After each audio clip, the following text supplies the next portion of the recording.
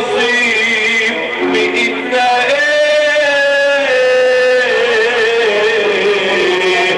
أنا سيد على القبر مرة سألت عني فيه زي حال اللي عندك ما بيردوش عليا ليه قال عايزهم يردوا عليك ويقولوا ايه ما تملى كفك تراب وبعقلك انظر فيه تلاقيك تراب كان بشر كانوا بيقولوا له يا بيه الدنيا رقصت له حتى ولهزهت فعليه كان له جواري وخدم كانوا مملوكين ليه كانوا سائد على الباب كانوا سائد على الباب استعظم يرد عليه شاب وانحنق البسيطة مسك عصاية في ايديه عيل وينام في الفراش ملقاش حد يدل عليه عمركش شفت اللي مات يا ابن ادم اخد في كفنه عمركش شفت اللي مات اخد في كفنه بنيه الزم طريق الادب ويقولوا لك الجميع يا بيه على بابكم كان في حبنا في دري دمي بايه يا حلوة يا مكغربة يا مجننة يا شغلة قلبي بايه بحب سيدنا النبي وبفضل اصلي عليه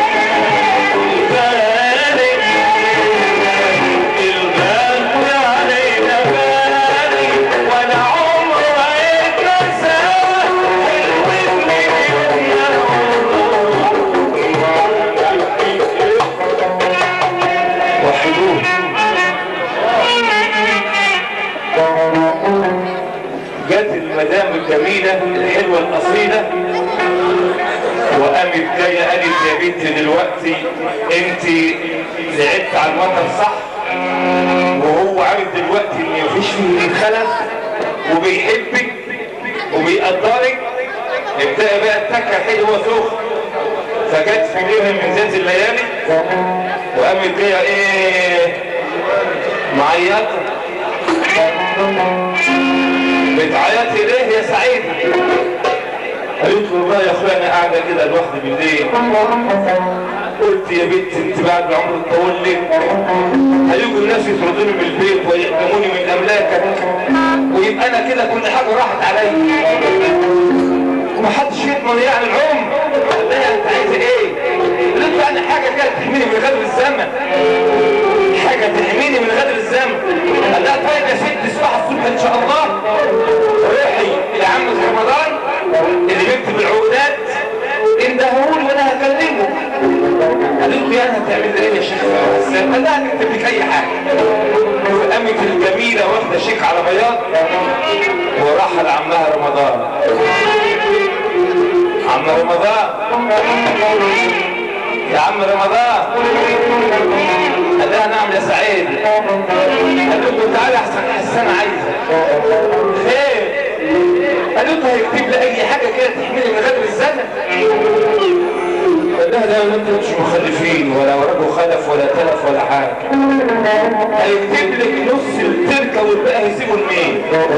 قالت له اسمع يا رمضان شيك على بيض اهو وخليه يكتب له كل ما املك كل ما يملك شيك على بيض. قالت له ايوه اللي هتقول عليه هحطه في الشيك بس تخليه يكتب له كل ما يملك. ابويا رمضان بقى راجل مسكين ومحتاج مبلغ من المال مش انت يعني واحد بقى، فقام رايح معاها السلام عليكم. قال له عليكم السلام ورحمه الله وبركاته. انت عاوزني يا شيخ حسان؟ قال له ايوه تعالى يا رمضان. خير؟ قال له عاوزين نكتب لسعيده اي حاجه تحميها من غدر الزمن، لان انت عارف ان انا مش مخلف ولا عندي خلفه وممكن بعد وفاتي حد يجي ايه يطردني حتى من البيت. قالت له والله انت هتسيب الباقي لمين يا شيخ حسان؟ قال له ليه انت هتخرجني من البيت ولا انت هتتجوز عليا ولا حاجه؟ انا راجل دلوقتي دخلت في السن ممكن ان هي دلوقتي تشوف اي واحد بقى تتجوزه وتدورني بره. قال له يا اخي اتق الله يا اخي ده الحريم بتاعنا حريم مسكين يعني غلبان ما يعملش حاجه زي كده. قال له صدقني ما لهمش امان. قال له يا اخي اتق الله شويه ويا عم خلص خير كل عاجله. قال له يعني ايه؟ قال له يعني اكتب كل ما تملك يا اخي خلاص.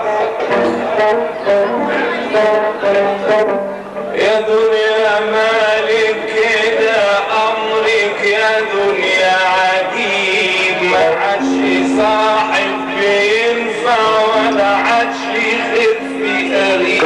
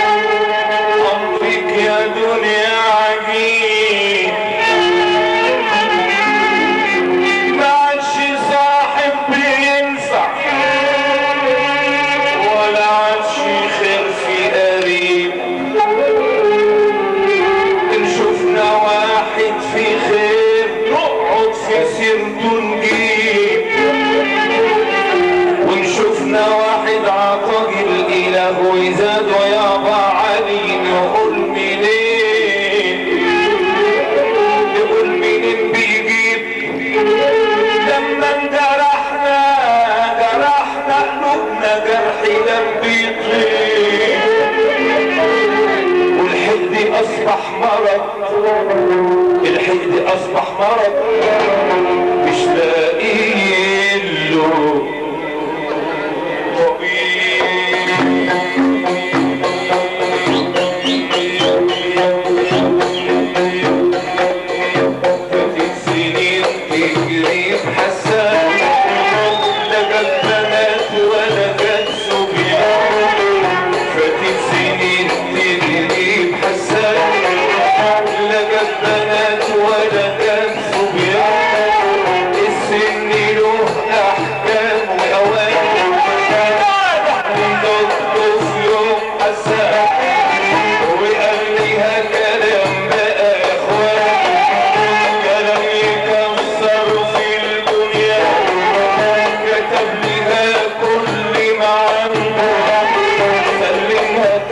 تحويشة عمر كتبنيها كل ما عنده سلمها تحويشة عمر وكل أرض بقى وملكه وقال العمر ملوش أوان فتح مصانع في الميدان وجاب مكان أشكال وألوان ودفع عمله للغلبان رب العباد خد ماله ثروة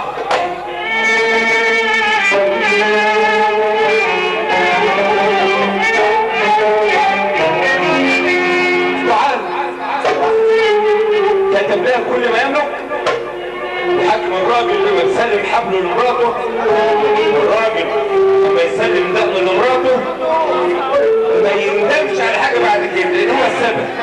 كتب لها كل ما يملك وهي قالت يا بنتي دلوقتي بتبقى معاك كل حاجه، معاك بيوت، معاك اراضي، قول لي يا ابو حمد اي حاجه، معاك بيوت، معاك اراضي، معاك فلوس، محتاج ايه بقى؟ محتاج شاب من الشبان تعيش معاه بقيه حياتك كده يعني؟ ايوه يا بنت مش غير كده. فهي الرجاله رايحه لابسه بقى طقم جديد